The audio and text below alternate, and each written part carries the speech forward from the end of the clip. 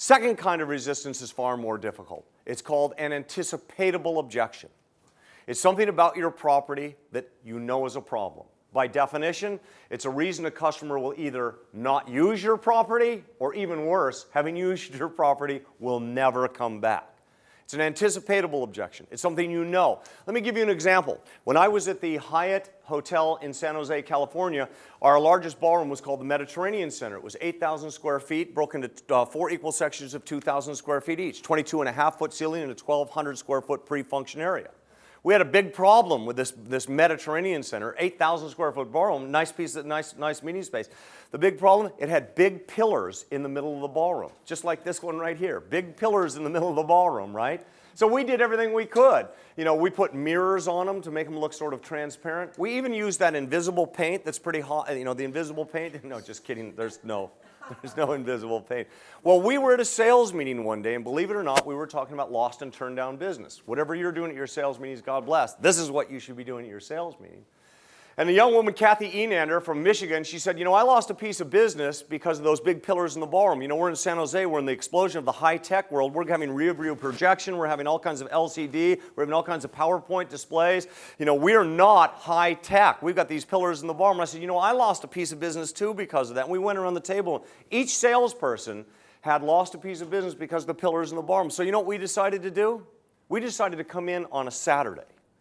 And we came in on a Saturday, and we met with the housemen and the setup folks, and we took 1,000 chairs, and we went into that Mediterranean Center, and we set that room 10 different times, 10 different ways to see if there wasn't a way that we could set it to make sure no person's vision was impaired. And sure enough, we did. We found several different ways that we could set the room. We had to angle some things. We had some blind spots, you know, that we had to eliminate. But sure enough, so now get a load of this. On the presentation, on the site inspection, we would say this.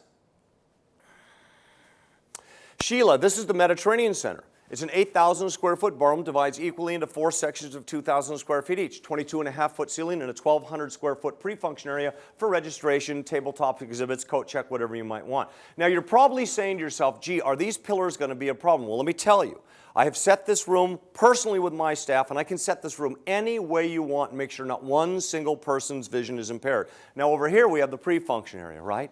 This is what we call diffusing an anticipatable objection. You attack it.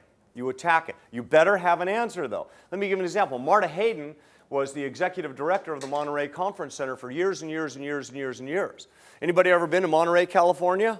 Wow, pretty spectacular. Anybody tried to get to Monterey, California? You know, if you're coming from California to get to Monterey, no big deal. If you're coming from the East Coast to get to Monterey, and I said, Marta, what's your biggest problem? What's your biggest point of resistance? She goes, accessibility. I said, what do you do about it? She says, I build it right into the presentation. And I said, could you explain to me? She says, I go right up to a client and says, now let me ask you a question. Accessibility is probably on your checklist right now on Monterey, California. Let me tell you, it's probably going to take 1 to 2 plane flights to get to Monterey. You're probably going to have to fly from someplace on the East Coast to San Francisco, California, and then you're going to have 2 choices. You're either going to fly on the United Express. We have 2 flights a day that do come right into Monterey. They're not incredibly convenient to your schedule, but they'll get you here. Or you can rent a car and drive the beautiful Pacific Coast Highway. Take you about 2.5 hours. Either way, it's not the easiest, most accessible city in the world, the most accessible destination in the world. But look what you get once you're here. Monterey is not for everyone. But if this is what you want, then it doesn't really matter because your people are going to have to spend a whole day traveling anyway. Now, let's move on. So she's eliminating or diffusing a point of resistance. Do you know what your points of resistance are? Now, don't get into something you can't get out of. Don't finish your site inspection and say, all right, there's one more thing I need to bring to your attention. See the armed security guard in the lobby of our hotel? I want to assure you we have no theft issues. Don't get into something you can't get out of, right? Right?